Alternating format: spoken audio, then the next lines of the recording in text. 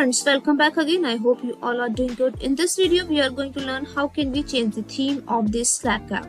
So let's get started. Once you open this Slack, you are going to get this page.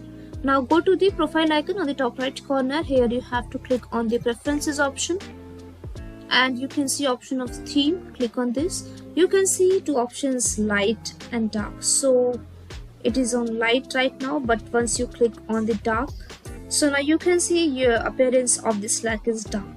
So for this you just first untick the sync with OS setting, automatically switch between the light and dark themes when your system does.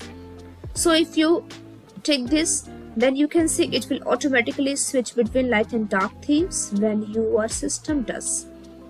So this is how you can manage the theme here. Also you can see customize the look of your workspace. You can also create a custom theme here.